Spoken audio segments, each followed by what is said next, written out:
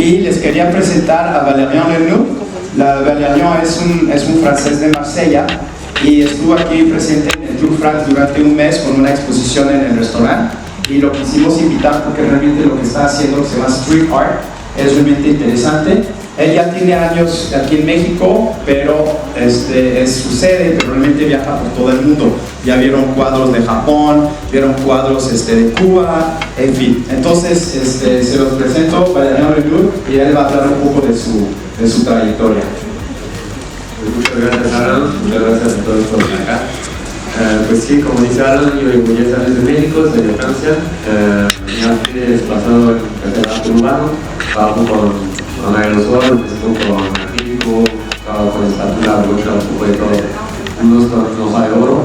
Y mi inspiración es a través de mis viajes, por unos 40 países por el mundo en unos 12 años. Trabajo mucho con la comunidad también, voy mucho a la comunidad a sacar fotos, soy fotógrafo. Entonces, ¿no me entienden? ¿Sí?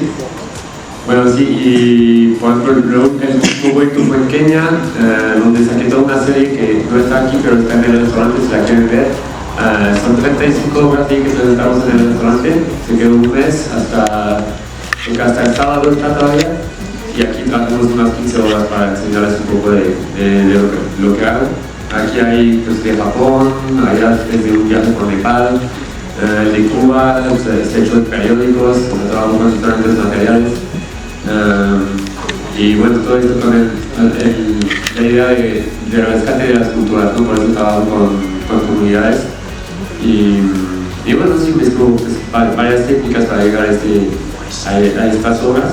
Trabajo también en la calle, hago muralismo con comunidades también, trabajo con niños justo. Las obras que ven aquí, la mayoría están también pintadas en un lugar en la calle. Por ejemplo, el budista que está allá está pintada en Marsella, la que está allá está en París,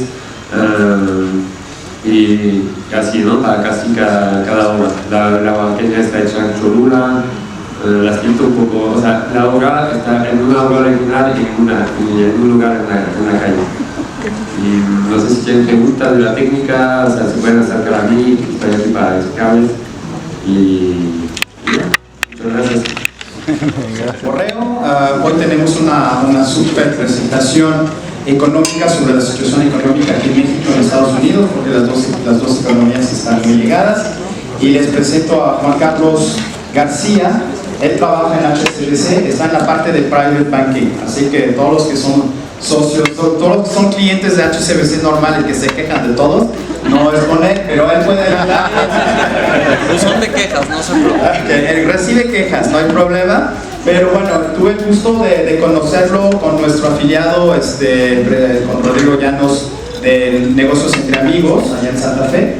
Hizo una presentación en enero que me gustó muchísimo y lo invité a venir a Womex para hacer la misma. Y bueno, pues eso es lo que nos va a presentar hoy. Y lo que nos tiene que decir, la verdad, es súper importante para nosotros que trabajamos como empresarios aquí en México, ¿no? Entonces nos va a dar mucha información, muchos tips. Es analista financiero también, es economista, es muy talentoso, a pesar que es muy joven, es súper talentoso. Entonces te dejo presentar y ahorita pasamos a la sala para la presentación. Sí. Hola, buenas noches a todos. Pues sí, como dice Alan, creo que va a ser una plática interesante, pero no va a ser elevada, no se preocupen. Tiene que ser en un lenguaje súper aterrizado para que todos entendamos bien cuál es la perspectiva económica, cuál es el panorama y obviamente pues qué representa para todos el tema de inversiones, ¿no? Vamos a hablar súper general, si tienen dudas me avisan e incluso a mí me gustaría hacer una sesión de preguntas y respuestas. Okay, sí, me estoy arrepintiendo mucho de no haber puesto atención en mi clase de francés, pero bueno, la verdad es que pues ahorita escuchándolos y seguramente viniendo a estos eventos podremos tener un poquito más de conversación en ese idioma también. Bueno, pues les platico a los que ya van entrando un poquito mi trayectoria. Yo soy economista de profesión, estudié en la Universidad de Anáhuac. Y pues bueno, tengo bastante experiencia en todo el tema de banca de inversión, de análisis económico, de banca privada. Entonces, pues me he dado a la tarea de hacer un análisis económico un poco diferente al que normalmente leemos. Escribo todos los viernes una columna para amigos y clientes donde les explico lo que pasa en la semana, ¿no? No necesariamente la economía funciona igual que las finanzas. Los mercados tienen un dinamismo diferente que la propia economía, y eso pues lo hemos visto en los últimos tiempos, ¿no? Donde se habla de recesión desde hace ya varios meses y nada más no sucede, ¿no? Entonces vivimos esperando esa recesión, pero esa recesión prácticamente ya pasó en los mercados financieros. Entonces ahí es donde les quiero explicar un poquito cómo es que funcionan estas dos partes y cuál es la relación. Pues estos son los temas que vamos a tratar, como les comentaba. Primero, ver cómo llegamos a este punto, pues un poquito desde la pandemia o incluso un poco antes, y hacia adelante qué es lo que se ve, cuáles son las perspectivas. Entonces, ¿qué pasó en el 2022 e incluso un poco antes, ¿no? Viene todo el tema de la pandemia. Obviamente todos nos encerramos con miedo, sin saber pues qué era este virus nuevo, y entonces todas las actividades productivas se cierran por completo durante varios meses. En unos países pues primero, como fue en China, ¿no? En China se cerró antes, prácticamente en enero, y aquí en México y en otras partes del mundo como Estados Unidos lo empezamos a ver en marzo, ¿no? Entonces, cuando sucede este cierre, pues la gente deja de consumir. Ahí viene un shock de demanda muy fuerte, entonces la gente se queda en su casa. Incluso, pues, en ciertos capítulos la gente iba a hacer compras de pánico, pero la verdad es que inicialmente todo el mundo se encerró. Y entonces, ¿qué sucede con esto? Pues viene una bajada en los mercados financieros muy fuerte, obviamente derivado del miedo y de la incertidumbre de todo el mundo, ¿no? Ante este panorama tan incierto. Y entonces, después empezamos a ver cómo, pues, toda esa gente que estaba guardada no tenía pues esas responsabilidades que normalmente tenía previo a la pandemia, ¿no? Entonces viene ahí un problema de oferta a nivel global. O sea, eso fue un detonante muy importante de esta crisis que vivimos hoy en día. Vinieron cuellos de botella, vinieron problemas de logística, ya fue toda una serie de eventos que nos llevaron un poco al punto donde estamos hoy en día. Cuando nosotros pasamos este 2021 se empieza a reabrir, y entonces obviamente todos los precios tienden a recuperar un poco el nivel, ¿no? O sea, poco a poco empezamos a ver una inflación un poco más elevada. Y pues bueno, la lógica de todo esto era que los bancos centrales, es decir, los que miden todo el tema de la política monetaria, del dinero en circulación que hay en la economía, empiezan a subir tasas poco a poco para controlar la inflación. Pero esto no se preveía que fuera un problema importante, porque pues era nada más retornar a la dinámica que se tenía previa a la pandemia. Sin embargo, ¿qué sucede? Viene todo el conflicto de Rusia y Ucrania y cambia por completo lo que todos los economistas preveían. O sea, hasta antes de ese conflicto todo el mundo pensaba que la inflación pues sí iba a subir un poco, después se iba a controlar con esta subida de tasas y pues, la economía iba a regresar a su cauce. Pero bueno, sabemos que sucede este conflicto, y ¿qué pasa? Que estos dos países son grandes productores de materias primas, de commodities. Entonces viene ahí un problema otra vez de oferta, donde pues ya no le compra el mercado, ya no le compra petróleo a Rusia, Ucrania deja de producir porque se está defendiendo, y entonces eso ya nos lleva obviamente a que pues otros commodities, otras materias primas tampoco se producen. Entonces, en este sentido, viene ya un largo periodo donde prácticamente después de abril, mayo, no logran avanzar más, y la guerra se queda pues de esa forma a la fecha, ¿no? Que prácticamente está cumpliendo un año de que inició. Entonces los mercados se ponen nerviosos. ¿Por qué se ponen nerviosos? Porque los bancos centrales ahora tienen que subir las tasas todavía más para controlar ese incremento en precios.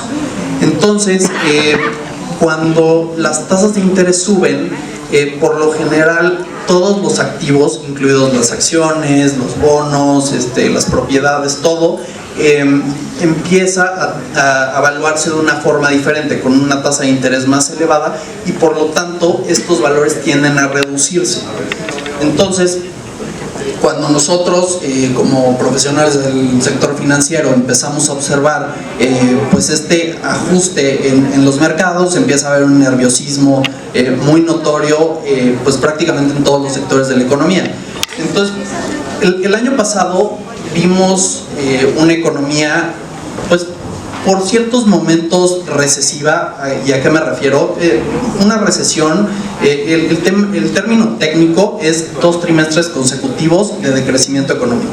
Entonces, sí hubo una recesión en Estados Unidos el año pasado, pero no se considera una recesión porque no tiene las características de una recesión. O sea, el desempleo estaba en mínimos históricos, había inversión, había todo. Entonces prácticamente solamente hubo ese detalle de la recesión técnica, pero no se consideró como tal. A lo que nos lleva es pues a que los inversionistas están nerviosos y están cautos hasta no ver esa recesión, ¿no? Los mercados se adelantan por lo general a la economía. ¿Qué quiere decir esto? Es un juego de expectativas. Desde el año pasado se viene hablando de recesión, entonces por lo tanto el mercado baja y llega a niveles consistentes con una recesión, por más de que no se tenga la recesión. Entonces en este año seguimos padeciendo de esos efectos porque todavía no llega la recesión y no se ve ese punto tan claro de ya salir de este asunto donde prácticamente no se sabe si vamos para abajo o para arriba, y pues entonces los mercados siguen atados de manos y muy laterales, es decir, que prácticamente no se mueven pues prácticamente para ningún lado hasta no ver cómo se desenlaza, cómo viene ese desenlace. Hablando un poquito de Estados Unidos y México, hay una relación súper importante entre el crecimiento que vemos en Estados Unidos y en México. Esto no es rocket science, ya lo sabíamos, pero sí es muy claro cómo el consenso de analistas no pone una recesión. O sea, su perspectiva es que vamos a crecer en 2023, tanto en Estados Unidos como en México. Pero si vemos los mínimos, ahí sí se ve que un par de economistas agarran y dicen, ¿sabes qué? Sí va a haber recesión, que es algo que todos hasta cierto punto sabemos y estamos generando día con día, ¿no? Porque si todos creemos que va a haber una recesión y todos actuamos como si va a haber una recesión, por lo tanto la va a haber, ¿no? Es así de sencillo. Entonces, pues bueno, esta relación es muy importante para lo siguiente que les voy a ir explicando. Este es nuestro buen amigo Jerome Powell, que es el presidente de la Fed. Para mi gusto es la persona más poderosa en los mercados financieros en el mundo. Es el que habla por el comité que decide cuánto suben las tasas o cuánto se bajan o si se mantienen, y obviamente dan muchísimas conferencias en donde poco a poco van preparando el mercado para sus siguientes acciones. Es decir, ahorita nos están preparando para seguir subiendo la tasa. O sea, nosotros ya pensábamos que iban a terminar en 5% y que ahí se va a acabar el ciclo de alza en tasas. Entonces, nosotros como asesores de inversión o como economistas o lo que sea, ya contemplábamos ese nivel como la parte terminal del ciclo de alza en tasas. Pero ¿qué sucede? Que sale una inflación la semana pasada que queda por encima de lo que se esperaba. Entonces dicen, oye, no está convergiendo la inflación tan rápido como pensábamos a nuestro objetivo, que es del 2%, y la inflación está en el 6,5% en Estados Unidos y en el 7.8% en México. Entonces, pues no podemos seguir así y tenemos que seguir subiendo tasas. Entonces, pues los mercados que ya tenían ese 5% presupuestado en la tasa de interés, pues resulta que no, resulta que va a ser más elevado ese nivel y por lo tanto viene un nuevo ajuste en los mercados, ¿no? De hecho, este inicio de año había sido muy bueno para los mercados porque finalmente ya empezaron a vislumbrar algo de pues, credibilidad en la situación actual, donde ya sabían hasta dónde iban a llegar, ¿no? Y pues bueno, con esto se rompe por completo ese paradigma. De hecho, el Banco de México sube las tasas más de lo que se esperaba hace también 2 semanitas y pues desestabiliza el mercado porque no era lo que se tenía presupuestado. Se creía que nada más iban a subir 0.25% y suben 0.50%. Entonces, por eso hoy en día es muy importante que los banqueros centrales tomen un rumbo donde van preparando el mercado para que no haya ese tipo de disrupciones en los mercados, donde no se esperaba algo y viene una reacción pues bastante pues, dispersa o bastante fuerte, ¿no? Entonces, aquí la otra parte que los mercados están esperando a ver es, ok, ¿a qué nivel terminal se llega de la tasa de interés? Y la que sigue es hasta dónde van a bajar próximamente, porque una cosa es dónde termina el ciclo de alza en tasas y otra es en dónde vamos a estar a lo mejor a finales de año o a mediados del próximo año, ¿no? Porque eso también implica pues toda la toma de decisión en la parte de inversiones, ¿no? Entonces el problema central en estos momentos es la inflación. O sea, de hecho la economía está aguantando mucho más de lo que todo el mundo pensaba. La tesis actual de los bancos centrales es subir tasas para desincentivar el empleo, o sea, que las empresas tomen decisiones pues, drásticas en el sentido de reducir inversión, cortar empleos y demás. ¿Para qué? Parece un juego macabro, pero es que eso es lo que quieren buscar ahorita. ¿Para qué? Para reducir las presiones de demanda, de que la gente siga consumiendo al ritmo que lo está haciendo. ¿Para qué? Para que las empresas dejen de subir precios y por lo tanto se pueda controlar la inflación, ¿no? Entonces, ahorita lo que se está buscando es una desaceleración económica sin que caiga en una recesión fuerte, ¿no?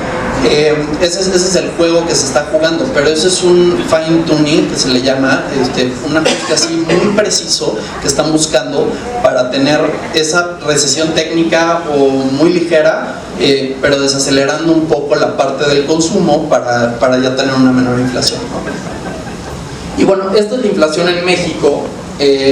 Se prevé que pudiéramos acabar 2023 alrededor del 5%, pero la verdad es que se ve muy improbable. Estas son cifras de Banorte, pero la verdad es que pues, diversos bancos traen estimados similares, ¿no? Y entonces lo que vamos a empezar a observar es sí una convergencia, pero mucho más lenta al objetivo de Banxico, que es del 3%. Entonces, cuando nosotros finalmente veamos ya una pendiente más fuerte en la parte de la inflación a la baja, se va a poder dar ese movimiento que se ve en la tasa de interés, ¿no? Donde se prevé que el ciclo de alza en tasas en Banxico pudiera llegar al 11.50 y que después se pudiera ajustar un poquito al 11%, ¿no? También para no descuidar tanto la parte económica, porque pues como ustedes saben, al subir tasas de interés se afecta muchísimo a toda la gente que tiene créditos, a todas las empresas que tienen créditos, y empiezan a salir otro tipo de problemas. O sea, no sé si han escuchado alguna vez el término de cisne negro. Básicamente es un evento no previsto en cualquier parte de la economía que genere un shock importante en los mercados. Y en realidad eso pues se está tentando mucho con este tipo de subidas de tasa de interés a que pase algo así. Es decir, a la quiebra de algún banco, a la quiebra de alguna empresa muy relevante. Entonces ahí es donde vienen los otros peligros de estar jugando tanto con estas tasas de interés tan altas, ¿no? Que prácticamente no se veían desde hace 20 o 30 años. Y entonces, pues aquí quiero pasar un poquito del lado económico al lado financiero. Esta es una gráfica del Standard & Poor's 500, que es el principal índice accionario en Estados Unidos. Como pueden observar, vino una recuperación muy fuerte después del 2020, cuando vino todo el tema de la pandemia. Fue una recuperación rapidísima. Yo tuve muchos clientes que vendieron justamente por acá en plena caída, cuando pues no sabíamos qué iba a ser esta cosa de la pandemia, ¿no? Y la verdad es que fue muy sorprendente que en cuestión de 3-4 meses prácticamente ya se hubieran recuperado de la caída que hubo en ese año, e incluso el año lo terminara positivo. O sea, la gente que estaba invertida y que no dejó de invertir en ese año salió ganando dinero. Y luego viene 2021 que fue un gran año para las acciones. ¿Por qué fue un gran año? No tanto por tener un crecimiento económico muy fuerte, ni porque las empresas estuvieran generando demasiadas utilidades. Más bien fue un tema de sobrevaluación. ¿Y por qué? Porque lo que les comentaba hace un rato de las tasas de interés, aquí les jugaba a favor. Aquí las tasas de interés en Estados Unidos estaban al 0, en México estaban en el 4. Entonces, pues teníamos unos fundamentales muy favorables para toda la toma de riesgos, toda esta inversión en instrumentos pues, más riesgosos, pero que generan probablemente con las condiciones adecuadas un mejor rendimiento. Entonces, después de 2021 viene 2022, con el contexto que ya les comenté de toda la subida de precios, de todo el tema de subida de tasas, y el mercado se empieza a desplomar. Es un ambiente mucho menos propicio para todas las inversiones, pero sobre todo para las más riesgosas, ¿no? que justamente es el caso con las acciones. Por más de que estas son 500 empresas de lo más seguro que existe, también sufren y vienen bajadas considerables por toda esta incertidumbre que se vivía. Y pues bueno, cuando se creía que ya estaba esto pues completamente presupuestado, nos damos cuenta que los bancos centrales siguen subiendo tasas, y entonces por eso les tracé ahí un periodo que viene prácticamente de mayo del 2022 a la fecha, en donde hay lateralidad. ¿Eso qué quiere decir? Que no sabemos para dónde vamos y que estamos esperando a ver a dónde nos lleva esto, ¿no?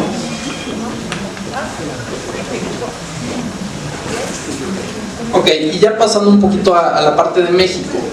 Estuve platicando con varios de ustedes ahorita antes de la plática que México está en una posición privilegiada. Ya sabemos, geográficamente ya lo sabemos, ¿no?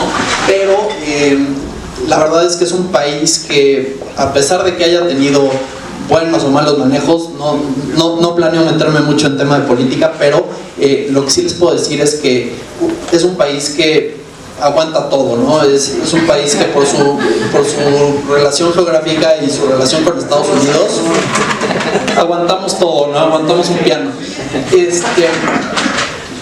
Y entonces nos viene una oportunidad, con todo este contexto que ya les platiqué, nos viene una oportunidad que no se ha visto en muchísimos años. O sea, a lo mejor y se vio un poquito con el Tratado de Libre Comercio del 94, y ahorita se vuelve a presentar.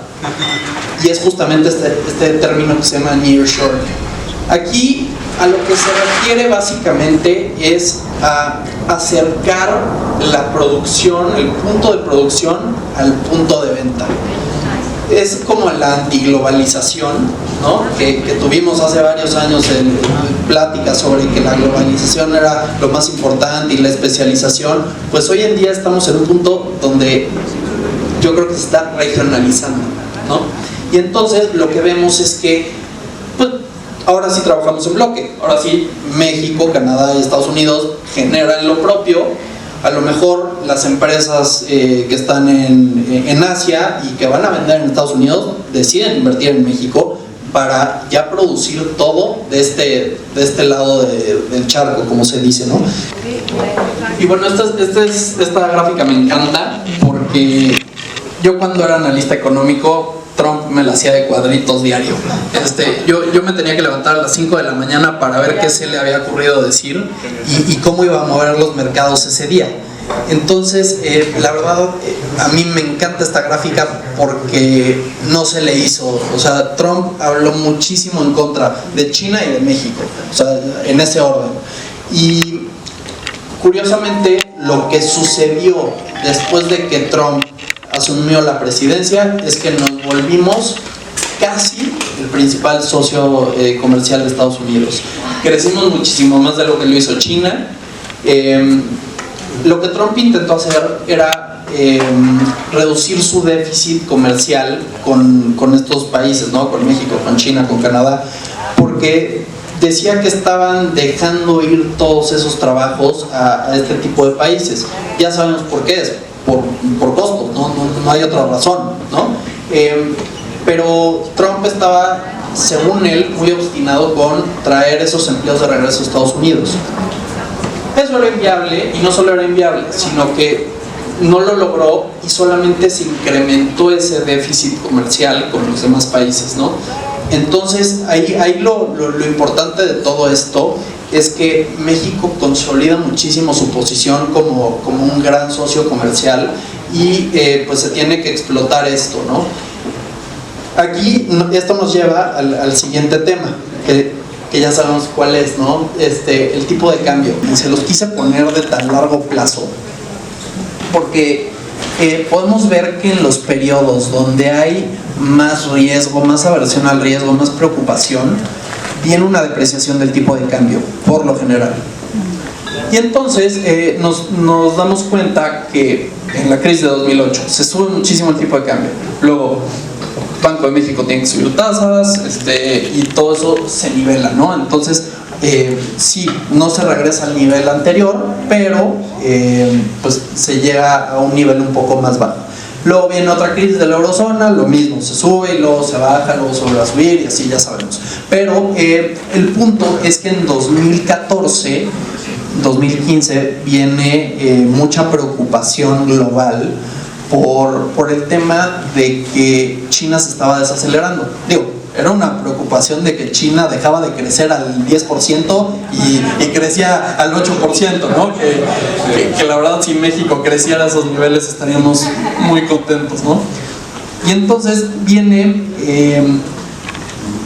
pues mucho rumor de que la Fed va a empezar a subir tasas, y en esos tiempos la tasa de la Fed estaba en 0, prácticamente el 0%. Y en México la tasa estaba al 3%. O sea, es decir, sí teníamos un diferencial con Estados Unidos justamente por la prima de riesgo que representa invertir en México en vez de invertir en Estados Unidos, ¿no? Pero no era tan amplio ese diferencial. Y luego vienen riesgos de temas como el Brexit, que a nosotros ni nos importaba. La verdad es que todo el mundo se preocupaba muchísimo porque decíamos, oye, nosotros no tenemos nada que ver con el Reino Unido, y sin embargo el tipo de cambio se está depreciando por minuto. Y lo que sucedía era que había muchísima aversión al riesgo en los mercados, y la gente lo que hacía era apostarle en contra a los activos más riesgosos, que en este caso era el peso mexicano. O sea, era muchísimo más fácil apostarle en contra al peso que al dólar, o que al euro, o que a la libra prácticamente, ¿no? Entonces viene esta depreciación adicional del tipo de cambio en conjunto con el año donde Trump hace su campaña electoral, su pre-campaña y luego la campaña, y en eso pues habla muy mal de México y dice que si él gana va a ser pues que la relación se ajusta, ¿no? y que dejemos de beneficiarnos tanto de esa relación para ellos ya tener un poquito más de pues ventaja en esa relación. En todo ese tiempo Banco de México estuvo subiendo tasa a marchas forzadas, incluso entre reuniones programadas salían y decían incrementamos la tasa para frenar un poquito esta depreciación del tipo de cambio, que empezó en niveles de 13.50 o 13 pesos y acabó en niveles de 22 pesos en menos de 2 años. En esos momentos tenían mucha preocupación por la inflación, porque pues todos los precios de materias importadas o de productos importados pues se nos iba a ir al cielo, ¿no? Entonces viene esta subida de tasas Y ahí cuando estábamos en 22 pesos, que decíamos, ahora sí, pues prácticamente hay que irnos de este país porque todo va a valer gorro, pues ¿qué creen? Que pues esa subida de tasas finalmente funciona y entonces el peso se empieza a apreciar. Yo conozco mucha gente que compró dólares aquí, o sea, en esta puntita que se ve, ahí, muchísima gente. Y de repente, 6 meses después, hablas de que el tipo de cambio estaba en 17.70, ¿no? Sí. Entonces, fue un golpe muy duro para muchos inversionistas, pero quiero resaltar una cosa de todo esto que les acabo de platicar. Cuando la tasa de interés es muy alta, el tipo de cambio suele no responder de la misma manera a este tipo de situaciones adversas. Entonces, ahí lo que podemos ver es otra vez la tasa de interés se baja del 8% al 3% otra vez y empieza la pandemia. Y entonces otra vez nos agarra con los dedos en la puerta, otra vez el tipo de cambio se va a 25 pesos, todos nos asustamos, decimos que se va a ir a 35, a 40, ya no sabemos ni a cuánto, porque pues, la verdad es que no hay una métrica muy fácil para saber a cuánto debe de estar, ¿no? Hay muchos modelos económicos que te dicen, pero pues, en el momento nada de eso funciona, prácticamente es oferta y demanda.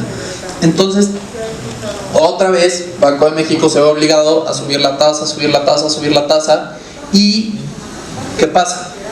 Otra vez hay algo de estabilidad. Viene una guerra, viene preocupación de una recesión global, viene todo eso y no le hace ni cosquillas al tipo de cambio. Es más, se aprecia. Esta es una reacción que no podemos entender, pero yo se las voy a explicar muy fácil. Si yo les digo a ustedes que les voy a pagar el 1% mensual por su dinero y la inflación está en el 8%, estás ganando una tasa del 4% de manera real. O sea, es decir, no estás perdiendo poder adquisitivo, estás ganando poder adquisitivo a pesar de una inflación históricamente alta. Entonces, mucha gente decide guardar, los ahorradores deciden guardar el dinero, los extranjeros también dicen, yo también quiero mi tasa, entonces meten dólares al sistema y pues bueno, las remesas, ¿qué les digo? O sea, las remesas es la segunda fuente más importante de divisas en el país. Y eso, pues a diferencia de lo que este gobierno hace de pavonearse con esto y decir, ¿qué tal? ¿Cómo la ven?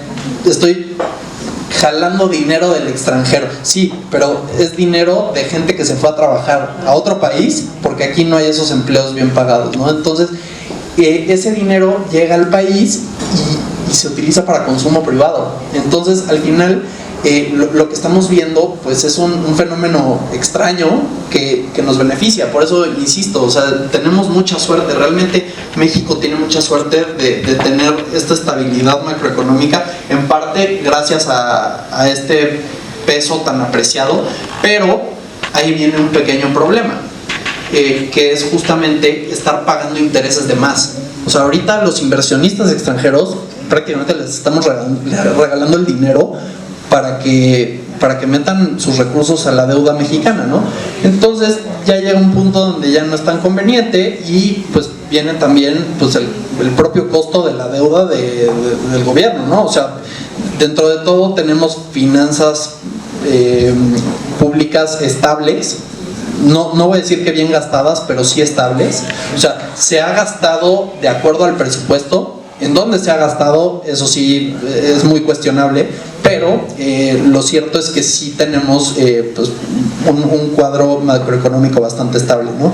Tenemos en 20, 21, 22, no se les puedo decir, pero lo que sí les puedo decir es que no estaríamos con esta estabilidad de tipo de cambio, aunque esto pues debería de acabar en algún momento, ¿no? Con esa bajada de tasas de interés, donde pues venga un relativo ajuste en el tipo de cambio al alza, ¿no? Pero obviamente eso ya con una inflación mucho más controlada, porque Banco de México por lo único que se preocupa es por mantener la inflación. A ellos no les preocupa si el país está en una crisis económica grave, ellos lo que quieren es tener la inflación en el objetivo de 3%. La incertidumbre no va a ceder en varios meses, insisto, hasta que no veamos que la inflación baja y que los bancos centrales dejan de subir tasas. Hasta ese momento no va a haber pues calma en los mercados y un rebote subsecuente, ¿no? Pues el resurgimiento de los mercados, como les comento, va a tardar, el dinamismo económico va a tardar en ganar fuerza, aunque omití platicarles algo. China ya tuvo como su periodo de desestabilización, o sea, ahorita está consolidándose y de nuevo está empezando a resurgir China. Entonces, poco a poco esa producción que hay en China, que ya sabemos la capacidad que tiene para crecer, poco a poco se va a ir robusteciendo conforme pase el año, porque sabemos que ellos tenían una política de COVID muy agresiva y muy demasiado confinativa, diría yo, ¿no? En el sentido de que a todo mundo lo metían a su casa por poquito COVID que tuviera, ¿no? Y eso era por muchísimas personas con solo pocos infectados. Entonces, al abatir estas políticas, finalmente van a tener ese desempeño económico que no tuvieron durante toda la pandemia. Los mercados en China justamente se espera lo mismo, se espera que venga un resurgimiento muy importante. Y pues por eso mismo que les comento, el primer semestre del año puede ser lateral, puede que no tengamos una recuperación ni en el tema de mercados ni en el tema económico, hasta que sepamos este tema de la inflación a la baja, ¿no? Y pues bueno, la recesión leve sí se puede prever en Estados Unidos, siempre y cuando no venga ese cisne negro que les digo, ese cisne negro donde alguna empresa, algún banco pueda quebrar. Ahí pues puede que ya no estuviéramos hablando de lo mismo, y con tasas de interés tan altas nos la estamos jugando a que pase. En México ha estado pasando con diversas empresas, sobre todo empresas financieras no bancarias, es decir, Unifin, Crédito Real, todas esas que han estado tornando, dejan ver que estas tasas de interés tan altas, pues este costo de financiamiento tan elevado, a las empresas les pega, y les pega muchísimo. Entonces, para no crear esta ola de desestabilización, sí se necesita terminar con la inflación lo antes posible y regresar las tasas a un nivel un poco más bajo para evitar pues justamente una recesión por un cisne negro, ¿no?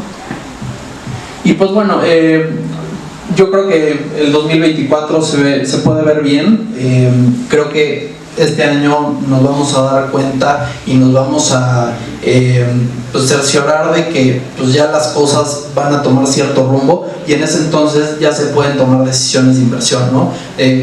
También en el ambiente corporativo, en el ambiente personal, pero creo que el 2024 puede ser muy bueno porque vamos a tener un ambiente donde probablemente bajen las tasas y ahí todo el mundo gana, ¿no? Entonces, pues bueno, esa es la plática que les quería dar, y pues bueno, no sé si tengan alguna pregunta. Sí. Mira, eso que dices es muy interesante porque ahorita somos competencia directa de China, ¿no? En la parte comercial estamos yendo hacia el mismo mercado. Como vimos, los dos somos los dos socios principales de Estados Unidos y estamos compitiendo por ver quién le manufactura a Estados Unidos sus bienes, ¿no? En este caso, pues nosotros estamos ganando posición en ese mercado, y pues sí, como dices, es un juego donde pues, estamos tratando de llevarnos todo, pero la realidad es que nosotros en muchas ocasiones no tenemos la mano de obra calificada necesaria para ya producciones más intensivas en tecnología. ¿A qué me refiero? A lo mejor el tema de los chips. En mi opinión, ese sería el más grande acierto de México. O sea, buscar, sí, seguir manufacturando en Estados Unidos, pero ya temas más tecnológicos, más elaborados, ¿no? Porque estamos acostumbrados a manufacturar, diferentes cosas, ¿no? Creo que la parte automotriz es un buen ejemplo, pero creo que necesitamos ir un poquito más allá, ¿no? Y eso nos podría dar la ventaja definitiva de que México despegara aún con todos sus problemas.